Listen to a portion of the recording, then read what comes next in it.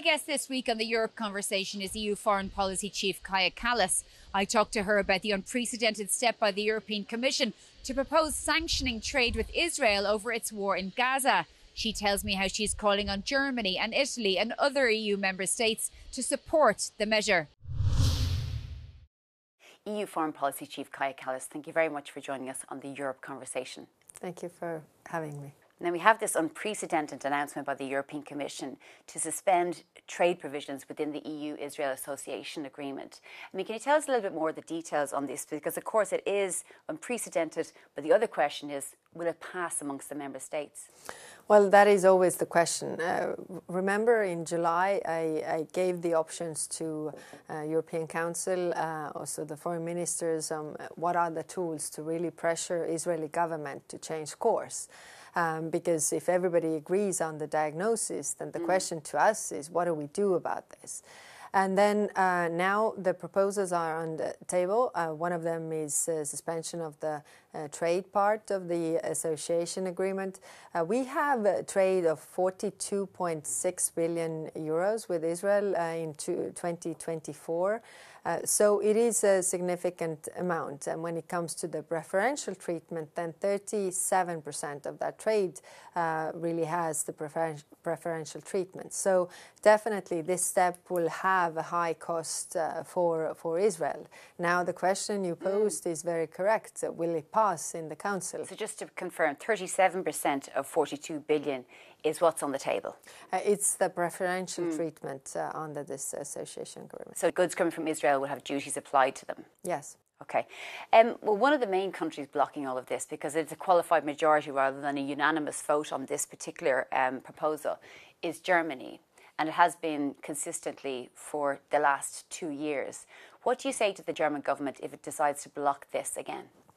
Well, we had very intensive discussions in the Foreign Affairs Council about this. And my question to all counterparts, because it's not only Germany, was that if you agree on the diagnosis that the situation is extremely grave, the situation is disastrous and untenable, then the question is, what do we do about this? If you don't support these measures, then what measures can you support? Bring alternatives. At the same time, Germany has done a step when it comes to halting arms deliveries to Israel, which is a significant step also from Germany's side. And considering their public opinion, it has been difficult for them as well. Well, announcement today, well, we've seen this Gaza ground offensive. We've also seen in the last week or so the International Association of Genocide Scholars saying that what's happening in Gaza is a genocide. The UN committee saying the same thing. Of course, Israel will say that this is a response to October 7th Hamas attack, and they're going after Hamas. But what is your impression of the situation in Gaza? Well, the Gaza offensive will just bring more destruction, devastation, and also loss of civilian lives. We don't see that it has a real result. I mean, the result has to be ceasefire agreed by the parties and release of all hostages. And therefore, we are also supporting all the efforts in regarding that.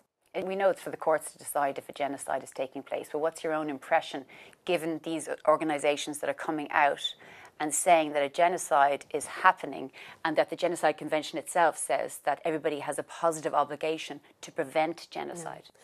No, of course, that's why we have been also agreeing with Israel on the humanitarian understanding to really prevent all these atrocities happening, to really help the people on the ground. Do you think it might be a genocide? Well, it doesn't really matter what I think, because, as you said, accountability comes from the courts and the international law.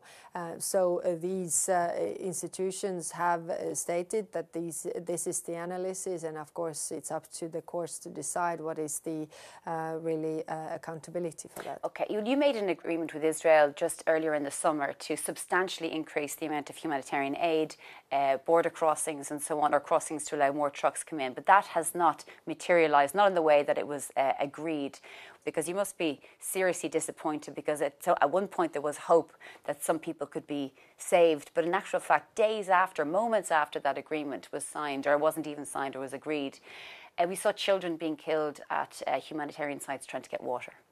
Yeah, no, this has been very, very difficult as we have been trying to do what we can to improve the situation on the ground.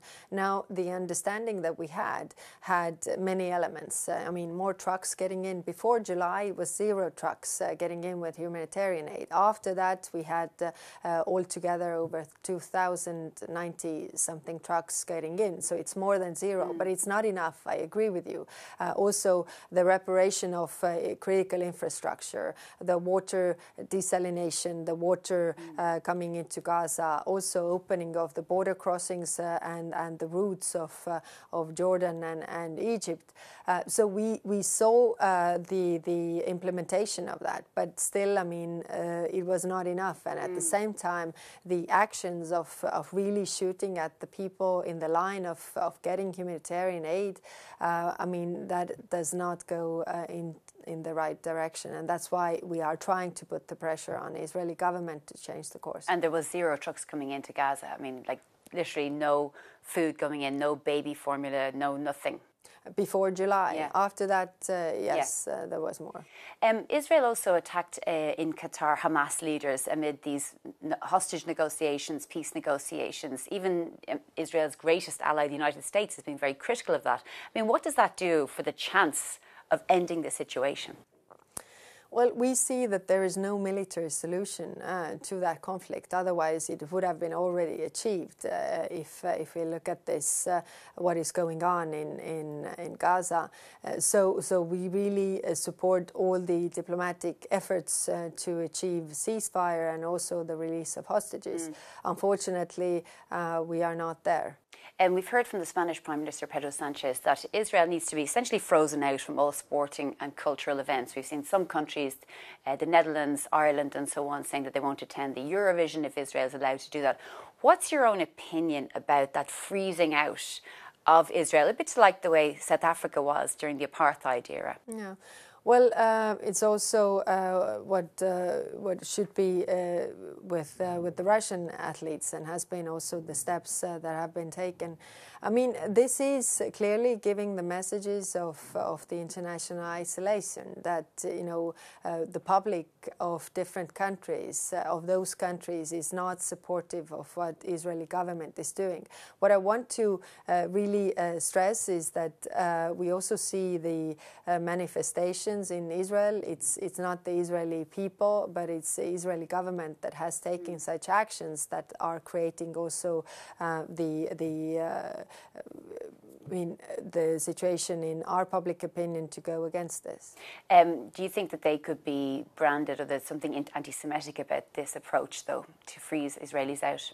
This is of course the accusation on the other side, and that's why I want to keep the clear distinction that it's not all the steps that we are also doing on the European level. It's not against the Israeli people.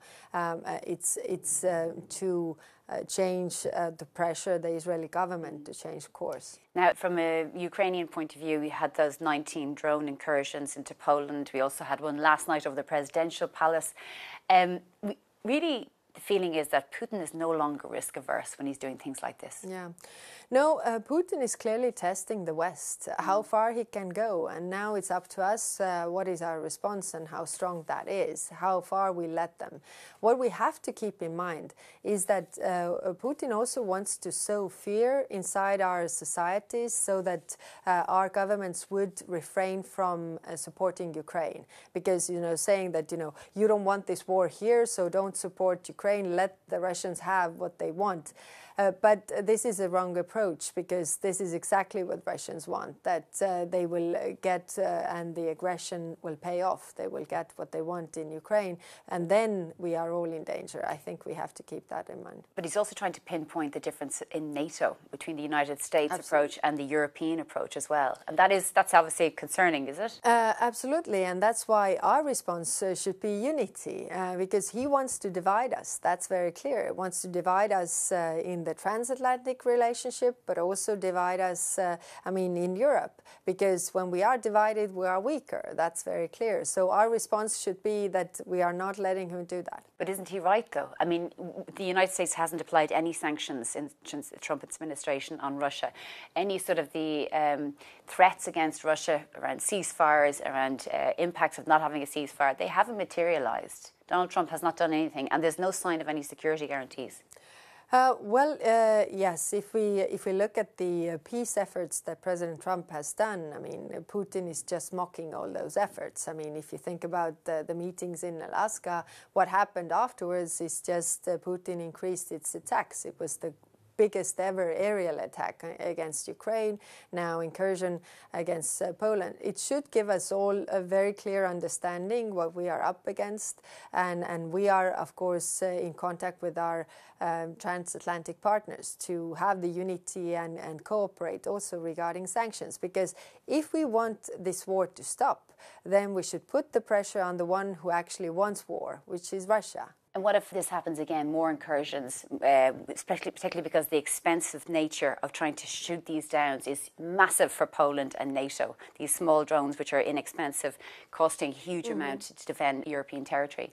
And that's why we have put forward the drone wall idea, so that it doesn't actually cost that much. You have the sensors so that you can get information where the drones are coming, plus you have the interceptor drones, so the drone wall, so to say, drone to take down drones.